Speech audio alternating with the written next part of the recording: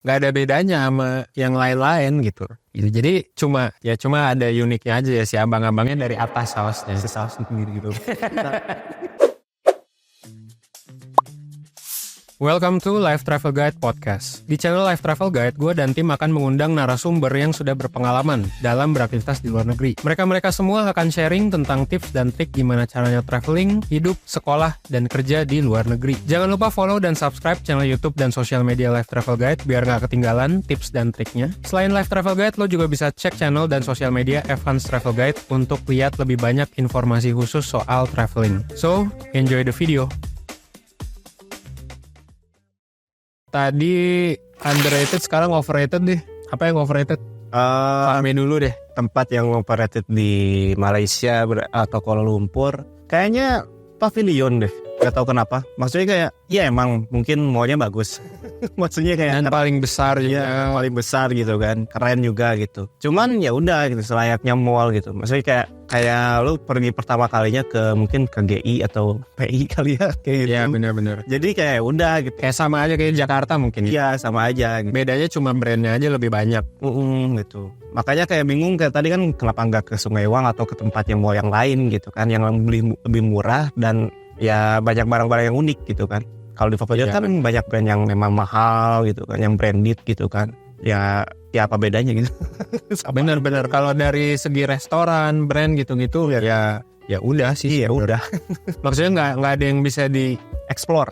Nggak ada unique experience yang kayak ya udah, maksudnya iya ada brand ini di Malaysia, Indonesia nggak ada, tapi ya sudah gitu. Kita bisa menemukan itu di Singapura, di mana gitu sih. Ada lagi nggak Overrated ya itu sama yang makanan tuh yang Damaskus. Gak tau kenapa emang gak tau ya, yang gua rasain Damaskus tuh mungkin kebab yang memang ya emang gede dan emang paling terkenal ya paling terkenal gitu kan. Cuman gak tau kenapa emang orang-orang kenapa ngantri sepanjang itu dan selama itu pengen nyobain Damaskus gitu kan. Dan yang gua rasainnya ya cenderung lebih ke asem sih. Kan udah nyobanya Damaskus dong atau nyoba yang lain juga sih. Oke, terus bedanya apa bedanya? Bedanya tuh mungkin dari kebab yang lain tuh Damaskus tuh mungkin ya emang lebih besar dan isiannya lebih banyak gitu kan. Cuman emang si cita rasa yang memang nggak tahu lidah orang Indo mungkin bisa masuk atau enggak gitu. Cuman emang ada kayaknya enggak sih. Ya cenderung yang besar kayaknya nggak akan bisa masuk lidah Indo. Iya. Kecuali yang memang suka Arabian food ya. Atau Timur Tengah itu Middle East tuh oke. Jadi rasanya tuh cenderung asem gitu. Walaupun emang asemnya bukan asem yang nggak enak gitu ya. Asem segar cuman terlalu lah. Kalau menurut gue gitu. Gue juga setuju ya. Kalau dari versi gue sih yang overrated Damaskus udah jelas. Karena ya ngapain gitu. Banyak toko kebab di yang lain dan rasanya memang paling enak sih Damaskus ya. Tapi ya udah gitu. Kalau dibilang apakah itu unique experience, nggak juga gitu ya. Maksudnya ya sama kebab juga. Ya.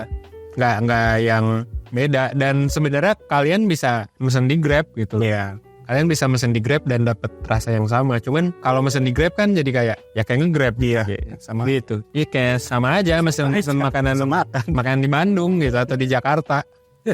Jadi kayak ya overrated aja sih gitu. Menangnya cenderung karena hype bukan karena yang lain.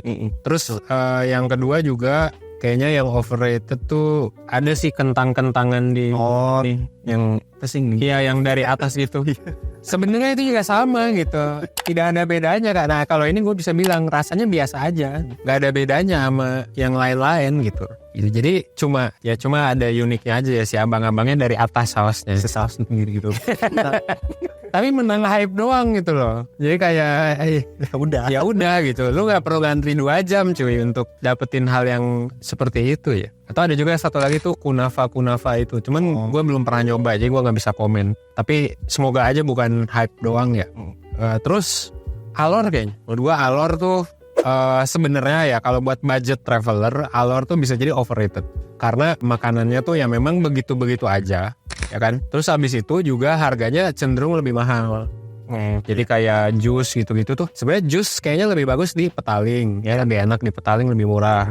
Terus kalau makanan specialty yang lain kayak kebab gitu-gitu, ya sebenarnya bisa di Bukit Bintang itu sendiri yang tadi kan. Meskipun kalau lagi rame tidak disarankan. Nah, jadi Alor itu tergantung sih ya. Kalau kalian nyari uniqueness gitu-gitu, kayaknya nggak bakal dapet. Gitu. Soalnya jajanan-jajanannya juga kan kadang ya aja. Ya random atau jajanan Korea gitu. Atau ya dari semua negara gitu. Jadi kalau nyari khas Malaysia belum tentu kalian nemu khas Malaysia di sana dan belum tentu merasakan khas Malaysia di sana. Iya. Jadi banyak yang bilang itu overrated, overpriced. Tapi kalau memang nyari vibes itu recommended sih.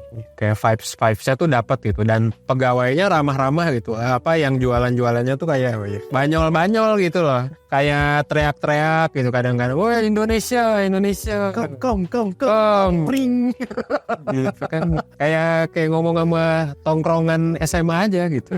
Ya cuman ya sudah gitu. Paling kalau nyari makanannya kayaknya kayak buat foodies yang nyari makanannya bener-bener di Alor yang bener-bener dirasain gitu makanannya nggak akan dapet sih. Iya. Nggak akan dapet yang kayak wah ini makanan terenak sedunia, enggak.